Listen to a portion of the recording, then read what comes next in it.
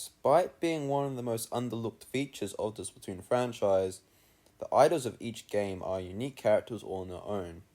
Even if experienced players want to stuff a sock in their mouth when they boot up the game, they are important in terms of the lore and world of Splatoon. So with Splatoon 3 on the way, what other ideas can Nintendo pull in terms of new idol ideas? And should we ever consider when to stop with idols? I must also state this is just my opinion, and if some of the things I say aggravate you in some way, please put your comments down below. My first idea for an idol team would probably be a rock-inspired trio. I feel like it will allow for a bit more interesting character design, as well as interesting music as well. Not to mention that rock music can also be calming if it wanted to be, and I would also really like to have full-on rock music in Splatfests. Also, it's also the perfect opportunity to actually have the trio, to be honest. One of my biggest issues with Big Man at the moment, he seems a bit more like a mascot than an actual idol. Some might say that isn't much of a big deal, but I don't think it helps the whole entire notion of the Splatoon team treating that male singers are literally crap at singing, because that claim is BS. Instead, I actually think it would be a much better idea if we actually have another trio team, is that one plays on an instrument, and then eventually comes in with their own unique dialogue as well. Also, I feel like just, seeing a rock band in Splatoon is just really cool.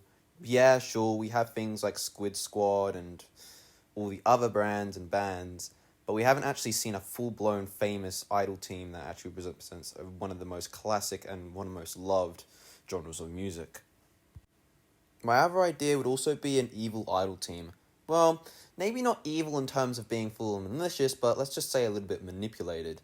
After all, the music industry is still an industry, and with industries come companies. From the looks of Splatoon 3, we're going far and far away from the Octarians, which, trust me, is a good thing. I do have my own quotes on the Octarians that I will post in another video.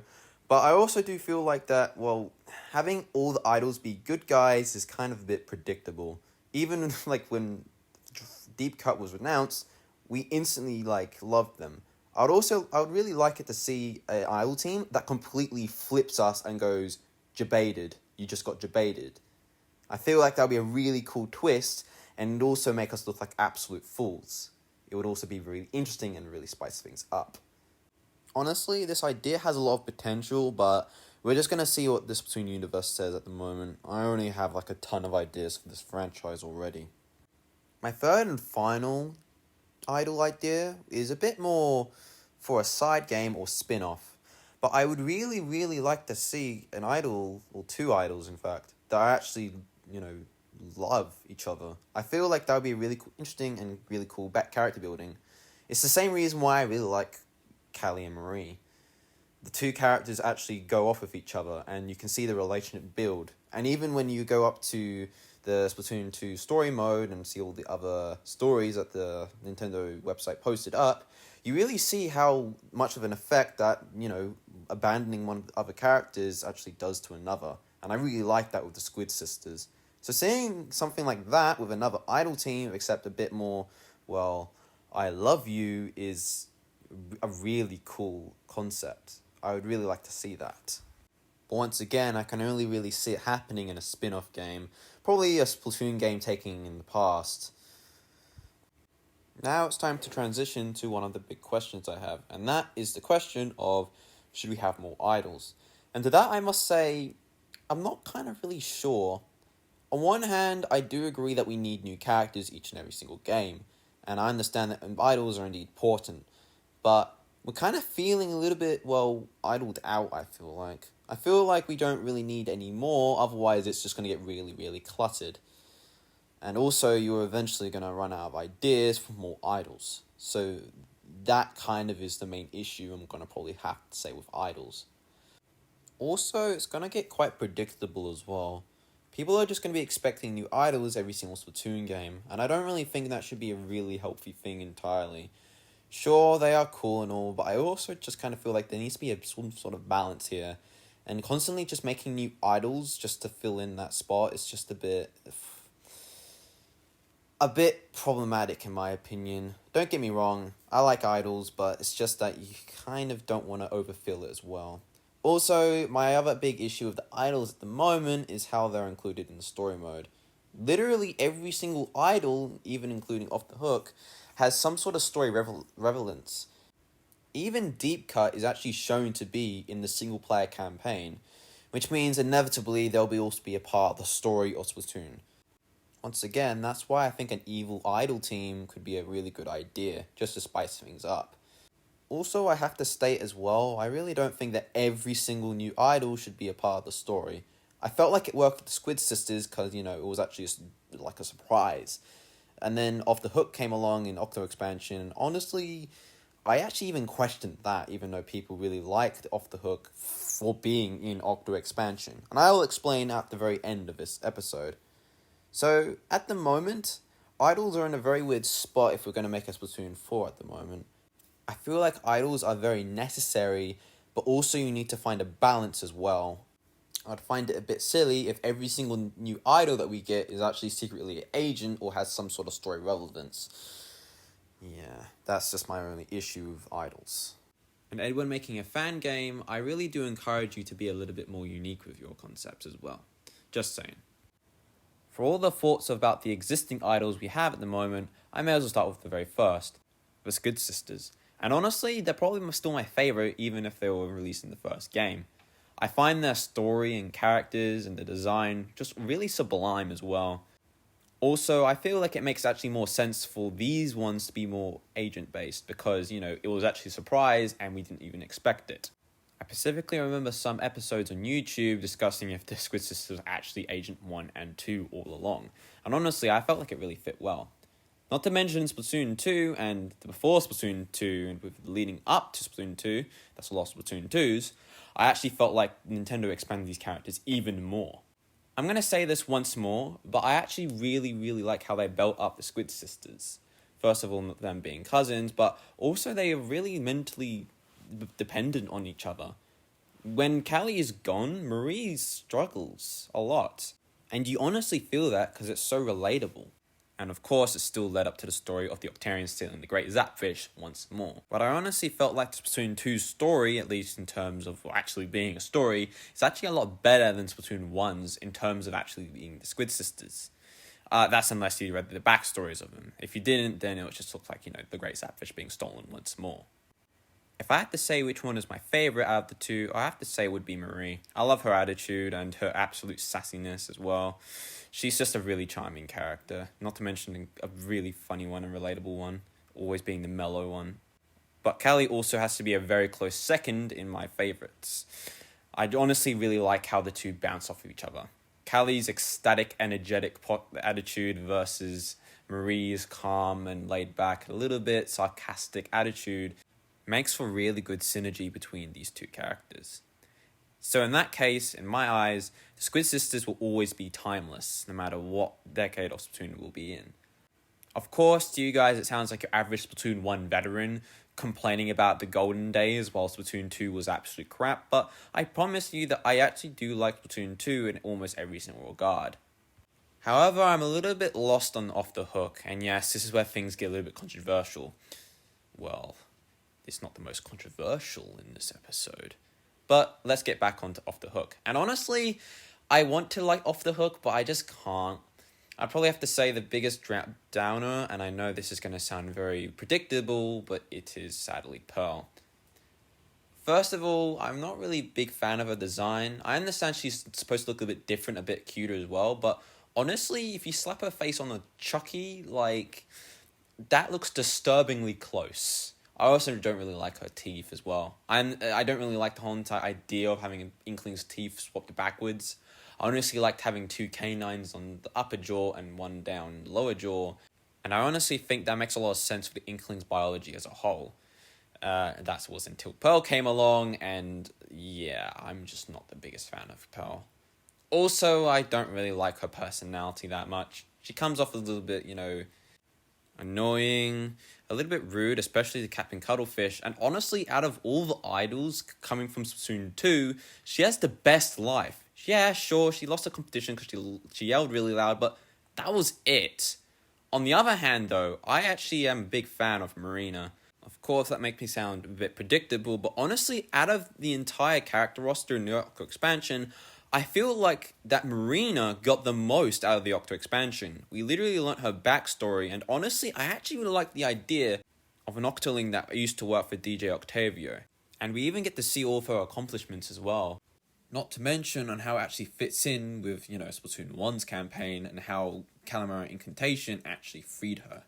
So overall, I feel like Marina's the best part of Off the Hook. Of course, I still do have some issues with Off the Hook. My number one issue is, well, their inclusion in the Octo expansion. I kind of feel like that whole entire thing about Captain Cuttlefish accidentally calling Pearl was a bit more of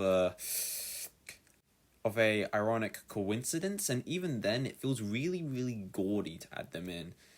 Also, the fact that Pearl is the one to destroy Tartar and is the only one to destroy Tartar just even adds a bit more like, oh wow, so we're very lucky to have Pearl then. To me, it just kind of feels like they just, wanted an excuse to actually make the idols feel a part of the story. Which, look, I understand that point, but it still wasn't perfect. But then again, Octo Expansion was a very good expansion to the base game of Splatoon 2. So now, with Splatoon 2 over and done with, what do I think of Deep Cut? Well, honestly, I actually really like them, and they're probably my second favorite idol team next to the Squid Sisters. First of all, their music is sublime, especially their flippin' Splatfest hub theme is beautiful. I love it. It's very good. And I will discuss the characters in a bit more detail. My favorite character of Deep Cut probably has to be Shiva. I really like her character overall. It's a very interesting take on an Octoling, and I really like her hair. Well, actually say I like its hair.